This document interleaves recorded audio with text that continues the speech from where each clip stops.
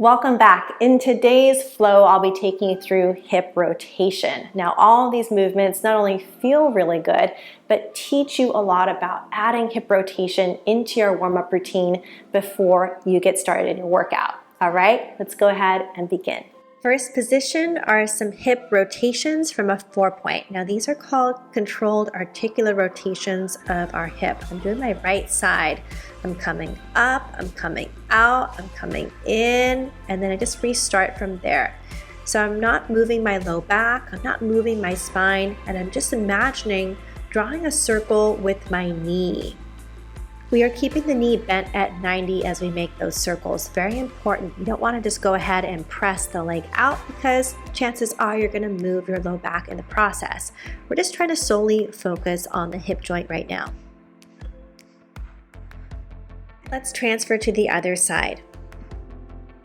As you practice these, you might notice that one side has a greater range of motion than the other, or maybe you just feel more connection within the hip joint or the muscles surrounding, like your glutes.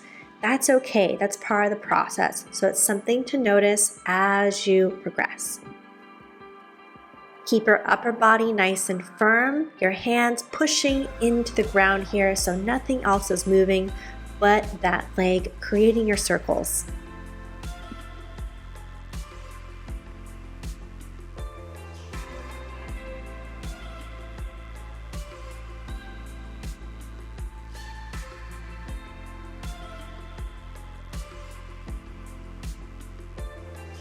Our next position is seated. These are called straddle rocks. So come into a straddle that you can comfortably stay in. We're going to rock the pelvis, the legs, the toes, and the spine to one side.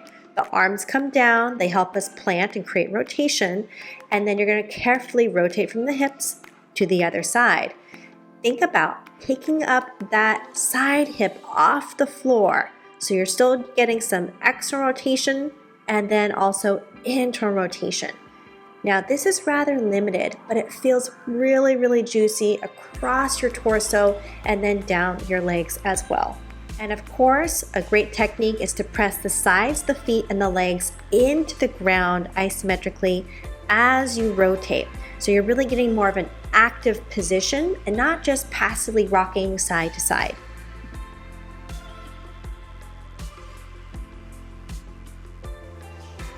Next position, this is a modified 4-point. My body is slightly forward here over my hands, my knees are wide, my feet are flexed. I am not moving my pelvis, I'm moving my hip joint, okay? So I'm picking up my ankle and I'm lowering it back down. I'm using my glute muscles to find that isometric strength and control, and then lowering the leg back down to the mat. The trunk stays still, the arms are long and strong, and really focus on that squeeze at the top. Lift as high as you can without moving the rest of the body. And if this is difficult for you and you're unable to lift your foot at all, but you still feel your glute muscles on the side of your hip working, you're still doing it. You're trying to get that isometric contraction in the process.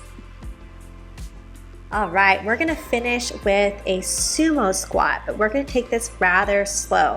So it's a 5-count lowering phase. Look for the control that you gained in the hip mobility work. A 5-count hold at the bottom, and then a 5-count back up to the very top. Now your hands are together, your chest is square, and when you are lowering down, think of pushing your feet actively into the floor. Think of that isometric strength and think of the activity within your glute muscles to then press back up nice and slow. When you slow down the pace of your exercise like this, it does help you also make more connection with your joints, with your muscles, and with your range of motion in general, especially right after doing all of that hip mobility work. Thank you so much for joining me today for this flow. I hope you enjoyed it and you feel fantastic in your hips. If you like this video, don't forget to give it a thumbs up. If you have comments or questions, drop them in the box below. Have a great day.